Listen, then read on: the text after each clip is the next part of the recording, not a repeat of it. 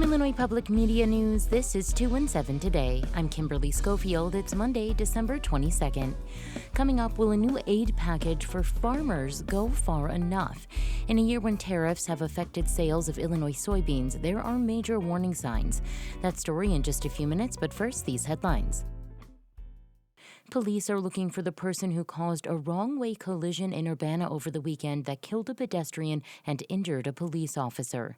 Officers say a red Buick Verano speeding the wrong way on Matthews Avenue hit a University of Illinois police squad car on Green Street around 2 a.m. on Saturday. The vehicle then spun off the roadway onto the northeast corner of the intersection, where 5 pedestrians were preparing to cross the street.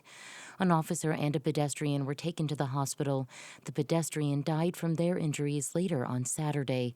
The officer was treated for minor injuries. The driver fled the scene on foot, and police are asking for the public's help in locating them.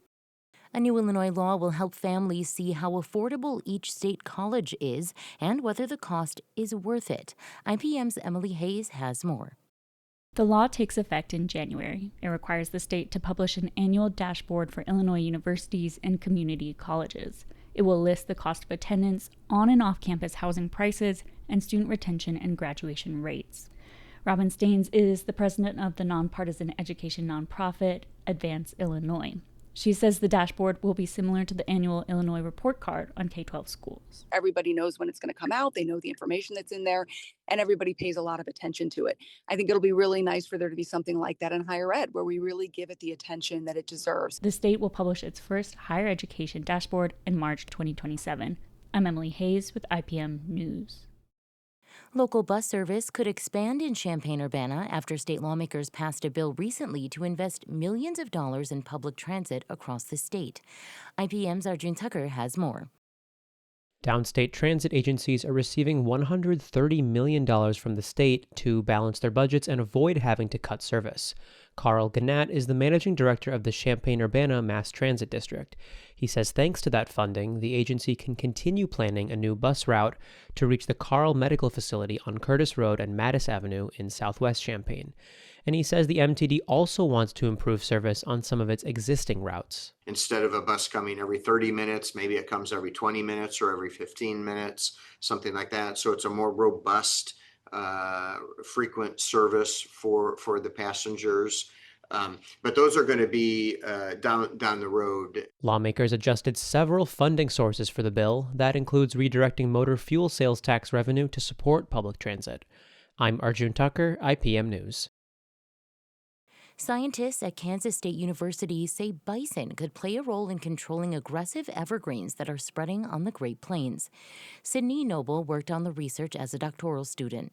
He says uncontrolled eastern red cedars are a threat to grasslands. This tree outcompetes native grasses and wildflowers, reducing habitat for wildlife, and can even lower the water table and add wildfire risk. K-State researchers studied grasslands with and without bison for 30 years. They also planted eastern red cedars in areas with bison. Many of the trees quickly died from trampling and nibbling. K-State says prescribed fire is still the most reliable way to kill eastern red cedars, but bison could help protect grassland that doesn't get burned often. Still to come, will a new aid package for farmers go far enough? That story is coming up next on 2 in 7 Today, but first, meteorologist Andrew Pritchard with your forecast. I'm meteorologist Andrew Pritchard with your IPM News forecast for Champaign-Urbana. Your forecast for today, mostly cloudy with a high of 46 degrees and a south wind 5 to 15 miles per hour. Tonight, mostly cloudy with a low of 38 degrees and a southwest wind 10 miles per hour. Tomorrow, mostly sunny with a high of 55 degrees and a southwest wind 5 to 10 miles per hour. Tomorrow night, mostly cloudy with a low of 33 degrees and east wind 5 miles per hour. And for Wednesday, cloudy with a chance of light rain and a high of 54 degrees with an east wind 5 to 10 miles per hour. Next time on the 21st show, novelist Shelby Van Pelt. Born and raised in the Pacific Northwest, she now makes her home in Illinois, in the suburbs of Chicago. Her debut novel was a breakout success. It's called Remarkably Bright Creatures. I'm Brian Mackey with author Shelby Van Pelt, next time on the 21st show. Join us.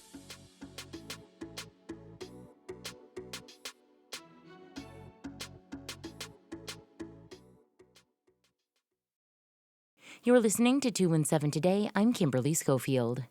There are big warning signs in agriculture right now, and many experts are warning an aid package announced by the Trump administration is not likely to go very far or come soon enough. Charlie Schlenker reports. A lot of farmers are underwater this year, in spite of a bumper crop, if they can even find someone to sell to. I'm scared that we're rivaling a scenario like we saw in the 80s for agriculture. Illinois Agriculture Director Jerry Costello says the stress farmers are seeing is enormous. He says Illinois farmers are averaging 30 cents a bushel loss on corn and $1 a bushel on soybeans this year. That adds up. Ag economists are estimating U.S. farmer losses on this year's crop at between $35 and $43 billion.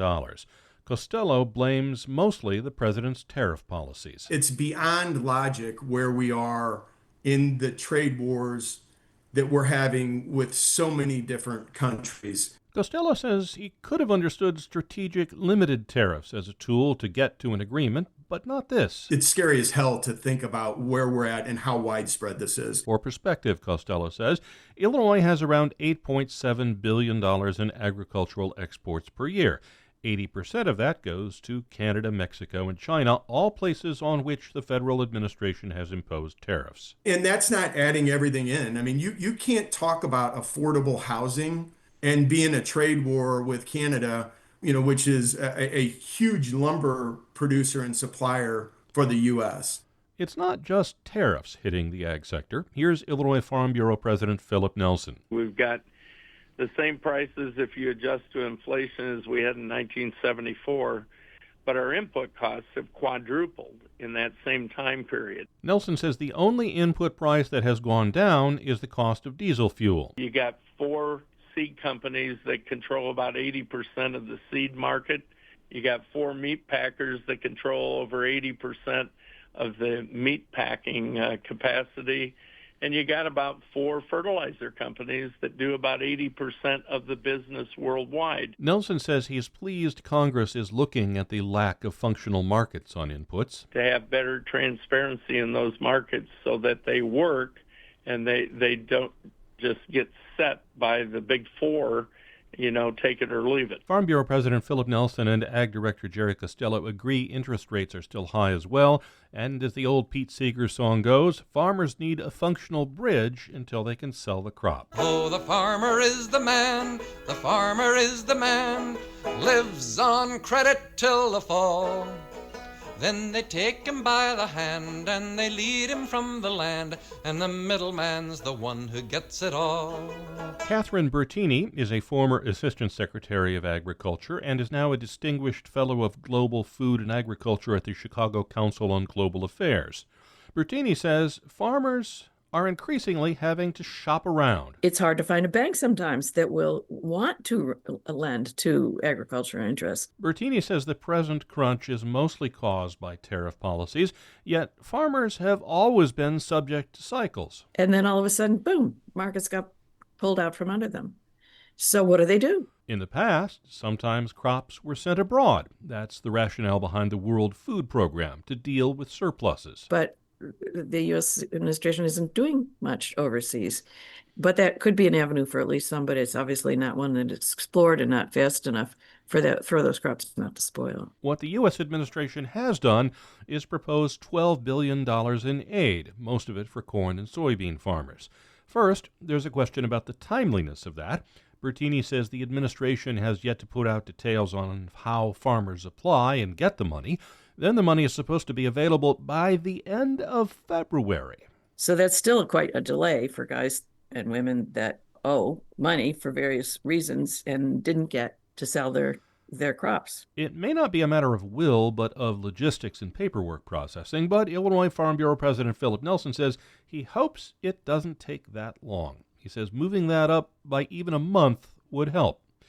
Who will get the money and how much? That's not entirely certain yet. There will be hoops people have to jump through to get it. The administration is quoted by some media outlets saying the most an individual person or legal entity could receive will be $155,000. Only producers with an adjusted gross income of less than $900,000 will be eligible. Illinois Agriculture Director Jerry Costello says that $12 billion in aid is like putting a Band-Aid on a heart attack. Farm Bureau President Philip Nelson simply calls it a Band-Aid. Jerry Costello says the projected losses to the ag sector from the tariffs are exponentially higher than the economic pain caused by tariffs against China and Chinese retaliation during President Trump's first term. Yet the aid is less than half the money allotted the first go-round. Costello says Illinois soybean sales to China had not even recovered from the first round of tariffs 7 years ago. The University of Illinois reports farm bankruptcies ticked up 55% last year in the U.S., ending a 4-year downward trend. There were just 4 in Illinois. Costello says you should expect more. A couple of years ago, we had some very, very good years in agriculture, but farmers are through their reserves, and I think it's really going to start hitting, unfortunately, right about now and over the next year. And Catherine Bertini says it's not just farmers, it's the whole ag sector that's hurting. Both Caterpillar and John Deere, the two big American makers of farm equipment, have complained to the administration, or raised to the administration their concerns because these tariffs and export policies and so forth are impacting them also. And they're also asking for some financial relief. Illinois Farm Bureau President Philip Nelson says more than aid or credit or anything else, farmers will have to look at their bottom lines. And maybe you can tweak it on fertilizer, chemicals, that sort of thing, because those are big inputs.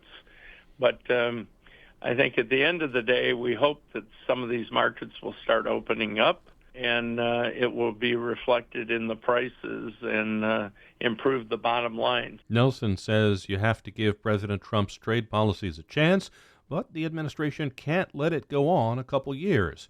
State Ag Director Jerry Costello asks, why should the administration policies be expected to work now when China hasn't lived up to previous agreements? Costello equates the farming crisis to arson. I'm Charlie Schlenker. That's it for today. 2 and 7 Today is produced by Stephanie Oriana. Reporting today contributed by Reginald Hardwick, Emily Hayes, Arjun Tucker, Celia Yopis Jepson, and Charlie Schlenker. Music by the Kilbourne Alley Blues Band. Reginald Hardwick is our news director. I'm Kimberly Schofield. 2 and 7 Today is a production of Illinois Public Media. Thanks for listening, stay safe, and we'll talk to you again tomorrow.